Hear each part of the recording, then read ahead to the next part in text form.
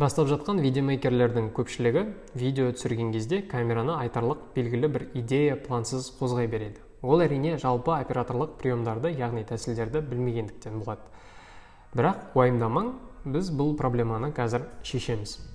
Камераның әрбір қимылы саналы ойластырылған болуы керек.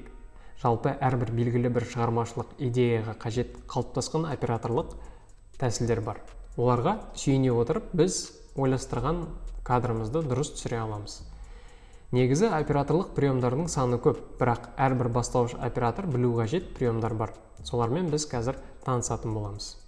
Съемка кезінде камераның бір орында тұрып түсіруі кейде жеткіліксіз. Сондықтан дұрыс нәтижеге жету үшін камераның қозғалғаны абзал. Оны істеудің бірнеше түрлері бар. Ол наезд, яғни жақындау, отъезд, алыстау, горизонтальды панорама, вертикальды панорама, бақылау, яғни слежение және айналу. Наезд немесе жақындау ол тек қана эффектный әдемі кадр емес. Ол белгілі бір моменттің әсерін күшейтудің жақсы тәсілі болып табылады. Кадрдағы белгілі бір сәттің драматургиялық сәтіне көп көңіл аудартуға да жақсы әсерін тигізеді. Кадрдың жылдамдығына сай әртүрлі эффект бере алады. Отъезд немесе алыстау басты кейіпкердің айналасында не болып жатқанын немесе кейіпкерге жалғыздық әсерін беруге жақсы тәсіл болып табылады. Профессионалды видеомейкерлер наезд немесе отъезд үшін тележка болмаса слайдер қолданады. Әрине, олардың орнын телефонға арналған стабилизатор баса алады. Ол кадрды тегіс артық шайқауларсыз түсіруге көмектеседі. Бірақ қазір соңғы айфондардағы стабилизатор күшімен де тегіс кадр алу мүмкіндігі бар. Бұл тәсілдер камераның бір орында немесе жай қозғалысымен камераны оңнан солға және керісінше, немесе жоғарыдан төмен және керісінше түсіру арқылы іске асырылады. Ол басты кейіпкердің бара жатқан бағытын немесе оның маңыздылығын көрсетуге әсер етеді. Мысалы, бұл кадрда кейіпкердің бағыты нақты көрінуде.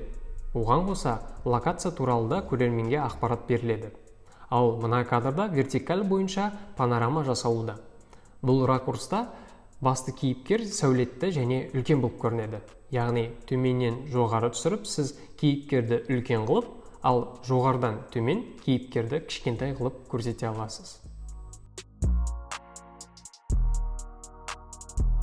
Аты айтып тұрғандай, бұл тәсілде камера кейіпкермен бірге қозғалады. Бұл кадрда әрине қалағаныңызша кейіпкердің оң, сол, арты, тіпті алдыңғы жағынан да түсіруге болады. Бұл сіздің видеоңызға белгілі бір динамика беріп, көрерменге сол сәтке қатысы бар сезім тудыра алады. Кейіпкер жылдам қозғалып, яғни жүгіріп жатса, әрине бұл кадрды тек смартфон күшімен түсіруге қиынға соғады. Сондықтан мүмкіндігіңізше стабилизатор немесе басқа әдісті қолдансаңыз болады. Мысалы, машина немесе тележка. Бұл тәсіл кадрдың ортасында тұрған объектінің немесе кейіпкердің белгілі бір сәт ішіндегі маңыздылығын және толық келбетін көрсету үшін пайдаланылады. Әсіресе кадр жылдамдығын түсіріп көрсеткен жақсы эффект береді. Көбіне бұл тәсілді кинода кейіпкерлердің бас қосқан сәтінде немесе кейіпкердің айналадағы локациядағы орнын ерекше көрсету үшін пайдаланады. Бір жағынан бұл кадрдың өзі де ешбір мағынасыз әдемі болып көрінеді. Мінекей камера қозғалысы тәсілдерімен танысып болдық. Енді үзінділер. Орысша немесе қолданыстағы тілмен айтқанда перебивки. Ол сіздің видеоларыңыздағы белгілі бір іс-қимыл немесе сәттерді нақтырақ көрсетуге арналған қысқа кадрлар. Мысалы, дәл осы кадрда мен камера туралы айтып жатсам, сіз монтажбен камераның үзіндісін көрсете аласыз. Немесе телефон туралы айтып жатсам, сіз перебивка арқылы нақты қандай телефон туралы айтып жатқанымды көрсете аласыз. Түсінікті ғой? Әрі қарай кеттік.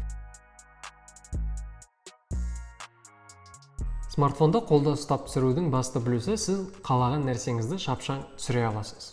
Сізге мысалы біздер сияқты камераны дайындап, даярлап отырудың қажет жоқ. Смартфонды алдың да түсіріп кеттің. Бірақ қозғалыс кезінде сенің қолың түзу кадр ала алмауы мүмкін. Ол үшін сенің қолдарыңа тіреу керек. Шынтағыңызды ішіңізге тірей отырып, сіз бұл проблеманы шеше аласыз. Сосын тағы бір маңызды сәт ол жүріс. Түзу кадр алудың тағы бір кепілі ол жұмсақ жүріс. Көріп тұрғаныңыздай түсірілім кезінде осылай жүріп үйренсеңіз, керемет видеолар түсіретініңізге сенімдімін. Статикалық кадр дегеніміз ол ешбір қозғалыссыз тұрған кадрды айтады. Мұндай кадр алу үшін көбіне штатив пайдаланады. Штатив жоқ болса, әрине алтын қолдарыңыз бар. Бірақ оларға тағы да тіреу қажет. Ол үшін сіз айналаңыздағы кез келген нық тұрған нәрсені қолдана аласыз. Міне осымен бұл сабақты аяқталып болды. Біраз нәрсе түсіндің ғой айтшы. Келесі сабақта сені түсірілімге қатысты лайфхактар күтуде. Көріскенше.